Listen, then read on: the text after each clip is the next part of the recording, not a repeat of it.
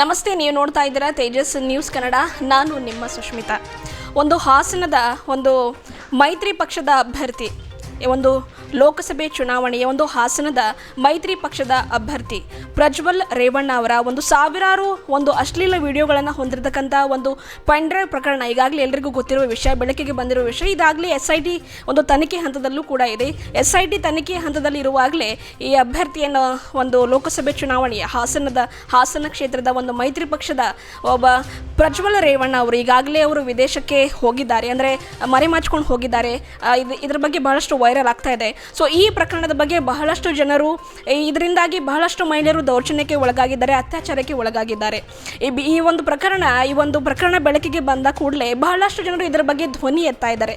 So ಈ ಬಗ್ಗೆ ಮಾತನಾಡಲಿಕ್ಕೆ ಒಂದು ರಾಜ್ಯ ಮಹಿಳಾ ಕಾಂಗ್ರೆಸ್ನ ಅಧ್ಯಕ್ಷೆಯಾಗಿರ್ತಕ್ಕಂಥ ಪುಷ್ಪಾ ಅಂಬರ್ನಾಥ್ ಅವರು ಈಗಾಗಲೇ ರಾಜ್ಯದ ಎಲ್ಲ ಕಡೆ ಪ್ರವಾಸಗಳನ್ನು ಕೈಗೊಂಡಿದ್ದಾರೆ ಈ ಬಗ್ಗೆ ಧ್ವನಿ ಎತ್ತಲಿಕ್ಕಾಗಿ, ಇದನ್ನು ಖಂಡಿಸಲಿಕ್ಕೆ ಎಂದು. ಜೊತೆಗೆ ಆ ಒಂದು ಅತ್ಯಾಚಾರಕ್ಕೆ ದೌರ್ಜನ್ಯಕ್ಕೆ ಒಳಗಾಗಿರ್ತಕ್ಕಂಥ ಎಲ್ಲ ಮಹಿಳೆಯರಿಗೂ ನ್ಯಾಯ ಒದಗಿಸಿ ಕೊಡಬೇಕು ಎನ್ನುವಂಥ ಧ್ವನಿಯನ್ನು ಎತ್ತಾ ಇದ್ದಾರೆ. ಇವತ್ತಿನ ದಿವಸ ನಮ್ಮ ಬೀದರ್ ಕ್ಷೇತ್ರಕ್ಕೆ ಬಂದಿದ್ದಾರೆ. ಸೊ ಏನು ಹೇಳ್ತಾರೆ, ಈಗಾಗಲೇ ಸುದ್ದಿಗೋಷ್ಠಿ ಕೂಡ ಆಯೋಜನೆ ಮಾಡಿ ತಮ್ಮ ಒಂದು ಕಳಕಳವನ್ನು ವ್ಯಕ್ತಪಡಿಸಿದ್ರು, ಜೊತೆಗೆ ಇದರ ಖಂಡನೆ ಕೂಡ ವ್ಯಕ್ತಪಡಿಸಿದ್ದಾರೆ. ಏನು ಹೇಳ್ತಾರೆ ಅಂತ ಕೇಳೋಣ. ಮೇಡಮ್ ನಮಸ್ತೆ. ಸ್ಪಷ್ಟವಾಗಿ ನಾನು ಹೇಳೋದಿಷ್ಟೇ, ಇಡೀ ದೇಶ, ಇಡೀ ಪ್ರಪಂಚ ಬೆಚ್ಚಿ ಬೀಳಿಸ್ತಕ್ಕಂಥ ಘಟನೆ ಕರ್ನಾಟಕದಲ್ಲಿ ನಡೆದಿದೆ. ಎಲ್ಲ ಕರ್ನಾಟಕದ ಹೆಣ್ಣುಮಕ್ಕಳು ಕೂಡ ನಮ್ಮ ಹೆಣ್ಮಕ್ಳು, ನಮ್ಮ ಮನೆ ಮಕ್ಕಳು, ಎಲ್ಲರೂ ಅವರ ಒಂದು ಮಾನ ಬೀದಿಗೆ ಬಿದ್ದಿದೆ, ಅವರ ಬದುಕು ಬೀದಿಗೆ ಬಿದ್ದಿದೆ. ಕರ್ನಾಟಕದ ಮಾನ ಹರಾಜಾಗಿದೆ ಅಂತಾರಾಷ್ಟ್ರೀಯ ಮಟ್ಟದಲ್ಲಿ. ಇವತ್ತು NDA ಅಭ್ಯರ್ಥಿಯಾಗಿರ್ತಕ್ಕಂತಹ ಪ್ರಜ್ವಲ್ ರೇವಣ್ಣನ ಪರವಾಗಿ ನಿಂತು ಅವನಿಗೆ ಟಿಕೆಟನ್ನು ಘೋಷಣೆ ಮಾಡಿ ಅವನ ಪರವಾಗಿ ಪ್ರಚಾರಕ್ಕೆ ಬಂದು ಅವನು ಓಟಾಗಿ ಗೆಲ್ಲಿಸಿ ಅಂತ ಕೇಳ್ಕೊಂಡಂತಹ ಮೋದಿಯವರು, BJP ನಾಯಕರು ಮೌನವಾಗಿದ್ದಾರೆ. ಯಾಕೆ? ಈ ದೇಶವನ್ನು ಆಳ್ತಾ ಇರ್ತಕ್ಕಂಥದ್ದು ಕೇಂದ್ರ BJP ಸರ್ಕಾರ. ಇವತ್ತು ಈ ಒಂದು ಪ್ರಕರಣದಲ್ಲಿ ಮೌನ ಯಾಕೆ? ಪ್ರಕರಣಕ್ಕೆ ಅಂತ್ಯ ಹಾಡಬೇಕು, ನ್ಯಾಯ ಸಿಕ್ಕಬೇಕು. ಶೀಘ್ರವಾಗಿ ಏನು ವಿಶ್ವಗುರುಗಳು ಅಂದರೆ ನಮಗೆ ಬಸವಣ್ಣವರು, ಆದರೆ BJP ನಾಯಕರು ಹೇಳೋದು ವಿಶ್ವಗುರುಗಳು ಅಂದರೆ ಮೋದಿ ಅಂತೆ.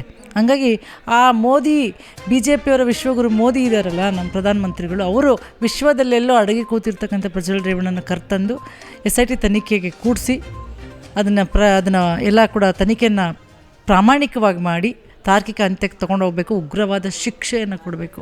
ಮತ್ತು ಯಾರೂ ಕೂಡ ಈ ರೀತಿ ಪ್ರಪಂಚದ ಯಾವುದೇ ಮೂಲೆಯಲ್ಲೂ ಕೂಡ ಯಾರೂ ಈ ರೀತಿ ಮಾಡಬೇಕು ಅಂತ ಅನ್ನಿಸ್ಲೂಬಾರ್ದು. ಇನ್ನೊಂದು ಸಲ ಅವರು ಹೆಣ್ಮಕ್ಳನ್ನ ಕೂಡ ಹಿಂಗೆ ಕೆಟ್ಟ ದೃಷ್ಟಿಯಲ್ಲೂ ನೋಡಬಾರ್ದು, ಬಹಳ ಗೌರವದಿಂದ ನೋಡಬೇಕು. ಆ ರೀತಿಯಾದಂತಹ ಒಂದು ಕಾನೂನು ಇವತ್ತು ನಡ್ಕೋಬೇಕು ಅಂತ ನಾನು ಕೇಳ್ಕೊಳ್ತೇನೆ.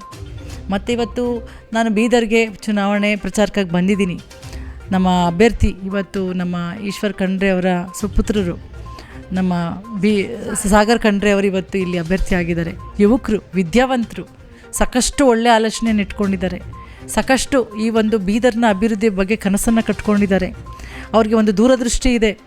ಮತ್ತು ಅವರ ತಂದೆಯ ಒಂದು ಬೆಂಬಲವಿದೆ, ತಂದೆಯ ಒಂದು ಅವ್ರಿಗೆ ಮಾರ್ಗದರ್ಶನವಿದೆ. ಇವತ್ತು ಅವರ ತಂದೆಯವ್ರ ಜೊತೆಗೆ ಸೇರಿಕೊಂಡು ಇನ್ನಷ್ಟು ಬೀದರ್ನ ಯುವಕರ, ಯುವತಿಯರ, ಮಹಿಳೆಯರ, ಎಲ್ಲ ವರ್ಗದ ಜನರ ಕಷ್ಟಕ್ಕೆ ಧ್ವನಿಯಾಗ್ತಕ್ಕಂಥ ಕೆಲಸವನ್ನು ಸಂಸತ್ನಲ್ಲಿ ಮಾಡ್ತಾರೆ ಅನ್ನೋ ಒಂದು ವಿಶ್ವಾಸ ನನಗಿದೆ. ಅವ್ರಿಗೆ ನೀವೆಲ್ಲರೂ ಕೂಡ ಬೀದರ್ನ ಜನರು ಇವತ್ತು ಕೈ ಮುಗಿದು ನಾನು ಕೇಳ್ಕೊಳ್ತೀವಿ, ಇಂಥ ಯುವಕರಿಗೆ ತಾವೊಂದು ಅವಕಾಶ ಕೊಟ್ಟು ನೋಡಿ. ಯಾಕಂದರೆ ಹಳೆ ಸಂಸದರು ಯಾರವರು, ನಮ್ಮ ಕೂಬಾ ಅವರು ಏನೂ ಕೆಲಸ ಮಾಡಿಲ್ಲ ಅಂತ ಜನ ಬೈತಾ ಇದ್ದಾರೆ, ಚೀತು ಅಂತ ಹೇಳ್ತಾ ಇದ್ದಾರೆ. ನಾನು ಹೋಗಿದ್ದೆ, ನಾನು ಬೆಳಗ್ಗೆ ಎಲ್ಲ ಹೋದಾಗ ಹಂಗೆ ಹೇಳ್ತಾ ಇದ್ದಾರೆ.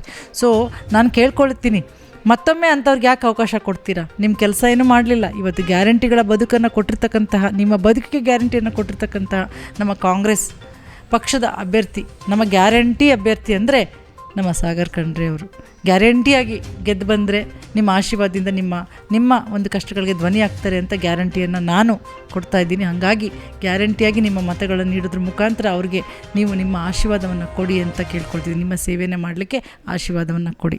ಜೊತೆಗೆ ಇವತ್ತು ಮಹಿಳಾ ಕಾಂಗ್ರೆಸ್, ಕರ್ನಾಟಕ ಪ್ರದೇಶ ಮಹಿಳಾ ಕಾಂಗ್ರೆಸ್, ಬೀದರ್ ಮಹಿಳಾ ಕಾಂಗ್ರೆಸ್ನ ಅಧ್ಯಕ್ಷರು ಮತ್ತು ಪದಾಧಿಕಾರಿಗಳೊಟ್ಟಿಗೆ ಇವತ್ತು ನಾವು ಉಗ್ರವಾದಂತಹ ಬೀದಿಗಿಳಿದು ಪ್ರತಿಭಟನೆಯನ್ನು ಕೂಡ ಆ ಹೆಣ್ಣುಮಕ್ಕಳ ಪರವಾಗಿ, ಎಲ್ಲ ಹೆಣ್ಣುಮಕ್ಕಳ ಪರವಾಗಿ. ಈ ರೀತಿ ದೌರ್ಜನ್ಯ ಕೆಲವು ಬೆಳಕಿಗೆ ಬರುತ್ತೆ, ಕೆಲವು ಬೆಳಕಿಗೆ ಬರೋದಿಲ್ಲ. ನಮ್ಮ ಮನೆ ಅಕ್ಕಪಕ್ಕದಲ್ಲೇ ನಡೀತಾ ಇರುತ್ತೆ. ಇಂಥ ಆ ಹೆಣ್ಣುಮಕ್ಕಳ ಪರವಾಗಿ ಧ್ವನಿ ಎತ್ತತಕ್ಕಂಥ ಕೆಲಸವನ್ನು ಮಾಡ್ತಿದ್ದೀವಿ. ಧೈರ್ಯವನ್ನು ಕೊಡ್ತಕ್ಕಂಥ ಕೆಲಸವನ್ನು ಮಹಿಳಾ ಕಾಂಗ್ರೆಸ್ ಇವತ್ತು ಮಾಡ್ತಾ ಇದೆ. ಸರ್ಕಾರಕ್ಕೆ ನೀವೇನು ಒತ್ತಡ ಹೇರ್ತೀರಿ ಮೇಡಮ್? ಒಂದೆಡೆ ನೇಹಾ ಪ್ರಕರಣ ನೋಡ್ತೀವಿ, ಇನ್ನೊಂದೆಡೆ ಈ ರೀತಿಯ ಪ್ರಕರಣ. ಸೊ ಈ ಬಗ್ಗೆ ಎರಡೂ ಕೂಡ ಮನ ಕಲಕ್ತಕ್ಕಂಥ ಒಂದು ಪ್ರಕರಣ. ಕಣ್ಣೆದ್ರಿಗೇ ಮಗಳು ಸತ್ತಿದ್ದು ನೋಡಿದ್ರೆ ಯಾರೇ ಆಗಲಿ ತಂದೆ ತಾಯಿ ಎಷ್ಟು ಬೇಜಾರಾಗ್ಬೋದು. ಅವ್ರು ಹೆಂಗೆ ಬದುಕ್ತಾರೆ. ನಾನು 2 ಹೆಣ್ಣು ಮಕ್ಕಳ ತಾಯಿ ಇದ್ದೀನಿ, ನನಗೆ ಗೊತ್ತಿದೆ ಎತ್ತವರ ಕಷ್ಟ ಸಂಕಷ್ಟ ಅವ್ರಿಗೆ ಗೊತ್ತು. ಆ ಸೆಟ್ನಲ್ಲಿ ಅವ್ರು ಏನೇನೋ ಮಾತಾಡಿರ್ಬೋದು. ಆದರೆ ನ್ಯಾಯಾಂಗ ಅದರದ್ದೇ ಹಾದಿಯಲ್ಲಿ ತನಿಖೆ ಮಾಡ್ತಾಯಿದೆ. ಮತ್ತು ಕೊಲೆಯಾದ 1 ಗಂಟೆ ಒಳಗಡೆ ನಮ್ಮ ಪೊಲೀಸ್ ಅಧಿಕಾರಿಗಳು ಆ ಆರೋಪಿಯನ್ನು ಹಿಡಿದಿದ್ದಾರೆ, ಕೊಲೆಗಾರನ ಹಿಡಿದಿದ್ದಾರೆ. ಕೊಲೆಗಾರನಿಗೆ ಏನು ಶಿಕ್ಷೆ ಆಗಬೇಕು, ಆ ಗಲ್ಲು ಶಿಕ್ಷೆನೋ ಅಥವಾ ಜೀವಾವಧಿ ಶಿಕ್ಷೆನೋ, ಆ ಉಗ್ರ ಶಿಕ್ಷೆ ಅವನಿಗೆ ಆಗ್ತಕ್ಕಂಥದ್ದನ್ನು ಸರ್ಕಾರ ಮಾಡಬೇಕು, ಮಾಡುತ್ತೆ. ಅಲ್ಲೂ SIT ತಂಡ ರಚನೆಯಾಗಿ ಈಗಾಗಲೇ ತನಿಖೆ ಶುರುವಾಗಿದೆ. ಅದರದ್ದೇ ಆದಂತಹ ಎಲ್ಲ ಒಂದು ಇದನ್ನು ತಗೊಂಡು ಮಾಡ್ತಾಯಿದೆ. ನಾವು ಬೇಗ ಶೀಘ್ರವಾಗಿ ಫಾಸ್ಟ್ ಟ್ರ್ಯಾಕಲ್ಲಿ ಈ ಒಂದು ನ್ಯಾಯಾಂಗ ತನಿಖೆ ಆಗಬೇಕು ಅಂತ ಆಗ್ರಹ ಮಾಡ್ತೀವಿ. ಜೊತೆಗೆ ಈ ಪ್ರಕರಣವೂ ಅಷ್ಟೇ ಗಂಭೀರವಾಗಿದೆ.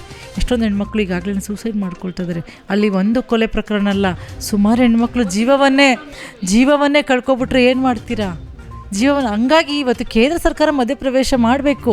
ಸುಮೋಟೋ ಏನಾದರೂ ಅದು ಅಧಿಕಾರ ಇದೆ, ಇವತ್ತು ಫುಲ್ ಅಧಿಕಾರ ಇದೆ ನಿಮಗೆ. ನೀವೊಂದು ಚಿಟಿಕೆ ಹಿಂಗೆ ಹೊಡೆದ್ರೆ ಎಲ್ಲ ಕಾನೂನು ಅದು ಎಲ್ಲಿದ್ದರೂ ಕೂಡ ಎಳ್ಕೊಬಂದು ಅವನ್ನ ಆರೋಪಿಯನ್ನು ಶಿಕ್ಷೆ ಕೊಡ್ಬೋದು. ಆ ಒಂದು ಕೆಲಸ BJP ಪಕ್ಷ ಬೇಟಿ ಬಚಾವೋ ಭೇಟಿ ಪಡವು ಅಂತಕ್ಕಂಥ ಮಾತುಗಳಿಗೆ ಬಹಳಷ್ಟು ಜಾಗೃತಿಯನ್ನು ಮೂಡಿಸ್ತಾ ಇದ್ದಾರೆ. ಸೊ ಒಂದೆಡೆ ಇಂತಹ ಪ್ರಕರಣಗಳು, ಮೈತ್ರಿ ಪಕ್ಷದ ಅಭ್ಯರ್ಥಿ ಈ ರೀತಿ ಪ್ರಕರಣ ಹೊರಗೆ ಬಂದಾಗ ಅದು ಚುನಾವಣೆ ಹಂತದಲ್ಲಿ, ಸೊ ಎಲ್ಲ ಪ್ರಕರಣಗಳನ್ನ ನೋಡ್ತಾ ಇದ್ದರೆ ಒಂದು ರೀತಿಯಲ್ಲಿ ಮಹಿಳೆಯರು ಕೂಡ ಮನೇಲಿ ಕೂತ್ಕೊಂಡ್ರೆ ನಾವು ಕ್ಷೇಮವಾಗಿರ್ತೀವೋ, ಸುರಕ್ಷಿತವಾಗಿರ್ತೀವೋ ಅಂತಕ್ಕಂಥ ವಾತಾವರಣ ಕೂಡ ನಿರ್ಮಾಣ. ಗಾಂಧೀಜಿಯವರು ಒಂದು ರಾಮರಾಜ್ಯದ ಕನಸು ಕಂಡಿದ್ರು. ನಮ್ಮ ದೇಶಕ್ಕೆ ಸ್ವಾತಂತ್ರ್ಯ ಬಂದಾಗ ಹೇಳಿದರು, ನಮ್ಮ ದೇಶಕ್ಕೆ ಸ್ವಾತಂತ್ರ್ಯ ಬಂದಿದ್ದ ದಿನ ಯಾವುದಂದರೆ ಒಬ್ಬ ಹೆಣ್ಣುಮಗಳು ಮಧ್ಯರಾತ್ರಿ 2 ಗಂಟೆಯಲ್ಲಿ ಭಯ ಇಲ್ಲದೆ ನಮ್ಮ ದೇಶದಲ್ಲಿ ಓಡಾಡಿದ ದಿನ ನಿಜವಾದ ಸ್ವಾತಂತ್ರ್ಯ ಅಂತ. ಈ ಹಗಲಲ್ಲೇ ನಮ್ಮ ಹೆಣ್ಮಕ್ಳ ಸ್ವಾತಂತ್ರ್ಯ ಹರಣ ಆಗ್ತಾಯಿದೆ. ಹಂಗಾಗಿ ಇವತ್ತು ನಾನು ಗಾಂಧೀಜಿಯವರ ಕನಸು ನೆನೆಸಾಗಿಲ್ಲ. ನಮ್ಮ ದೇಶವನ್ನು ಆಳ್ತಕ್ಕಂಥ ಶಕ್ತಿಗಳು ಇವತ್ತು ಆರೋಪಿಗಳ ಪರವಾಗಿ ನಿಂತಿರೋದನ್ನ ಸುಮಾರು ಪ್ರಕರಣಗಳು ನೋಡ್ತಾ ಇದ್ದೀವಿ. ಅದಕ್ಕೆ ನಾವು ಧಿಕ್ಕರಿಸ್ತೀವಿ. ಅದಕ್ಕೆ ನಮಗೆ BJP ನಾಯಕರಂದರೆ ಇಷ್ಟ ಇಲ್ಲ. ಅದಕ್ಕೆ BJP ಸರ್ಕಾರ ಅಂದರೆ ನಮಗೆ ಒಂದು ರೀತಿ ಅಸಡ್ಡೆ, ಒಂದು ರೀತಿ ಬೇಜಾರು. ಈ ಸಲ ಅವ್ರಿಗೆ ಅಧಿಕಾರ ಕೊಡಬೇಡಿ ಅಂತ ನಾನು ಹೆಣ್ಮಕ್ಳಲ್ಲಿ ಕೇಳ್ಕೊಳ್ತೀನಿ. ಸುಮ್ಮನೆ ಬಾಯಿ ಮಾತಿಗೆ ಬೇಟಿ ಬಚಾವೋ ಇವತ್ತು ಕೇಳಬೇಕು. ಬೇಟಿ ಬಚಾವೋ NDA ನಾಯಕರಿಂದ ಅಂತ ನಾವು ಇವತ್ತು ಹೋರಾಡಬೇಕಾಗಿದೆ. ಈಗಾಗಲೇ ಸುದ್ದಿಗೋಷ್ಠಿ ಭಾಳಷ್ಟು ಚರ್ಚೆ ಕೂಡ ಆಗಿದೆ ಮೇಡಮ್. ಲೈಕ್ ಈ ಅಭ್ಯರ್ಥಿ ಗೆದ್ರೆ ಪ್ರಜ್ವಲ್ ರೇವಣ್ಣ ಅವರು ಈಗಾಗಲೇ ಮಹಿಳಾ ಆಯೋಗಕ್ಕೆ ಹೇಳಿದ್ದೇನೆ. ಆ ರೀತಿಯಾದಂಥ ಒಂದು ಸಂದರ್ಭದಲ್ಲಿ ಮಹಿಳಾ ಆಯೋಗ ನಾನು ಈಗಾಗಲೇ ಚುನಾವಣೆ ಆಯೋಗಕ್ಕೆ ನಾನು ಹೇಳಿದ್ದೇನೆ. ನಾವು ಕೇಳ್ಕೊಂಡಿದ್ದೀವಿ, ಚುನಾವಣೆ ಆಯೋಗ ಕೂಡ ಹಿಂಗೆ ಮಾಡಬೇಕಂತ ನಾನು ಕೇಳಿಕೆ ಕೊಟ್ಟಿದ್ದೀನಿ. ಏನಂತಂದರೆ ಆ ರೀತಿ ಏನಾರು ಆದರೆ ಇದು ದೊಡ್ಡ ದುರಂತ ಆಗೋಗುತ್ತೆ ನಮ್ಮ ದೇಶದಲ್ಲಿ. ಹಾಗಾಗಿ ನಾನು ಕೇಳ್ಕೊಳ್ತೀನಿ, ಅವರ ನಾಮಪತ್ರವನ್ನು ತಿರಸ್ಕಾರ ಮಾಡಿ, ಅವರ ಆಯ್ಕೆಯನ್ನು ತಿರಸ್ಕಾರ ಮಾಡಿ, ಅವರ ಒಂದು ಚುನಾವಣೆ ಸ್ಪರ್ಧೆಯನ್ನೇ ವಜಾ ಮಾಡಬೇಕು ಅಂತ ನಾನು ಆಗ್ರಹ ಮಾಡ್ತೀನಿ.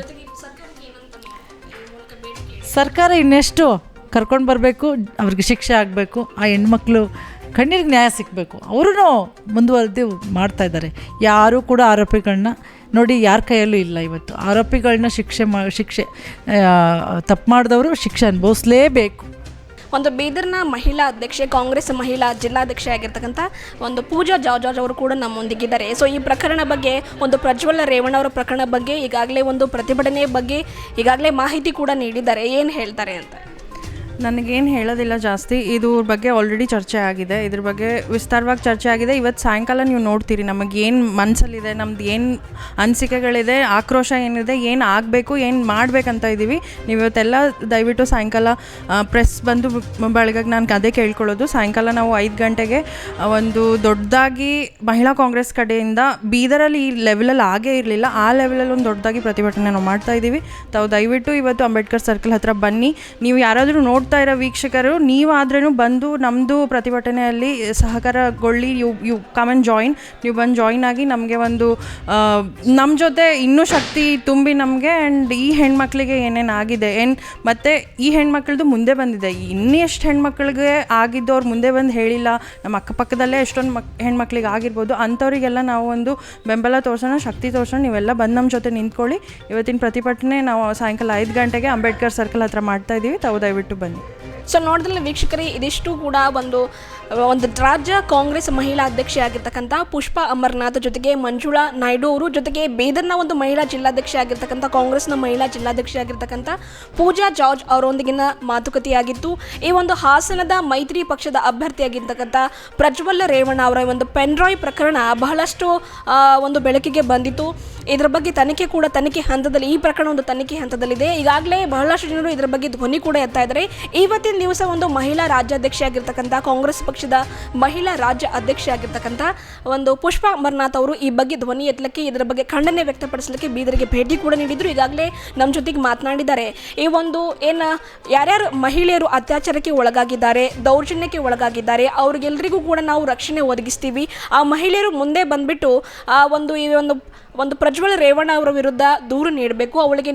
ಅವರೆಲ್ಲರಿಗೂ ಕೂಡ ನಾನು ನಮ್ಮ ಕಾಂಗ್ರೆಸ್ ಪಕ್ಷದ ವತಿಯಿಂದ, ಸರ್ಕಾರದ ವತಿಯಿಂದ ನ್ಯಾಯ ದೊರಕಿಸ್ತಕ್ಕಂಥ ಕೆಲಸವನ್ನು ನಾವು ಮಾಡ್ತೇವೆ. ಜೊತೆಗೆ ಇಂತಹ ಪ್ರಕರಣಗಳು ಪುನಃ ಆಗದಂತೆ ಒಂದು ಕಠಿಣ ಶಿಕ್ಷೆಯನ್ನು ಒದಗಿಸಬೇಕು. ಪ್ರಜ್ವಲ್ ರೇವಣ್ಣ ಅವರ ಅವರೇನು ಈಗಾಗಲೇ ನಾಮಪತ್ರ ಸಲ್ಲಿಸಿದ್ದಾರೆ, ಈಗಾಗಲೇ ಅಭ್ಯರ್ಥಿಯಾಗಿದ್ದಾರೆ, ಅದನ್ನು ರದ್ದುಪಡಿಸಬೇಕು. ಜೊತೆಗೆ ಮುಂಬರುವ ಯಾವುದೇ ಚುನಾವಣೆಯಲ್ಲೂ ಕೂಡ ಅವರು ಕಂಟೆಸ್ಟ್ ಮಾಡದ ಹಾಗೆ ಮಾಡಬೇಕು ಎನ್ನುವಂಥದ್ದು, ಅವರಿಗೆ ಕಠಿಣ ಶಿಕ್ಷೆ ಸರ್ಕಾರ ದೊರಕಿಸಿಕೊಡ್ಬೇಕು ಎನ್ನುವಂಥದ್ದು ಒಂದು ಮಹಿಳಾ ರಾಜ್ಯಾಧ್ಯಕ್ಷೆ ಇರತಕ್ಕಂಥ ಕಾಂಗ್ರೆಸ್ ಪಕ್ಷದ ಮಹಿಳಾ ರಾಜ್ಯ ಅಧ್ಯಕ್ಷೆ ಪುಷ್ಪಾ ಅಮರನಾಥ್ ಜೊತೆಗೆ ಮಂಜುಳಾ ನಾಯ್ಡು ಅವರು, ಜೊತೆಗೆ ನಮ್ಮ ಒಂದು ಬೀದರ್ನ ಕಾಂಗ್ರೆಸ್ ಪಕ್ಷದ ಮಹಿಳಾ ಅಧ್ಯಕ್ಷೆಯಾಗಿರ್ತಕ್ಕಂಥ ಪೂಜಾ ಜಾರ್ಜ್ ಅವರ ಒಂದು ಮಾತುಕತೆಯಾಗಿತ್ತು. ಇದಿಷ್ಟು ನಾನು ಸುಷ್ಮಿತಾ, ತೇಜಸ್ ನ್ಯೂಸ್ ಇಂದ. ಧನ್ಯವಾದ.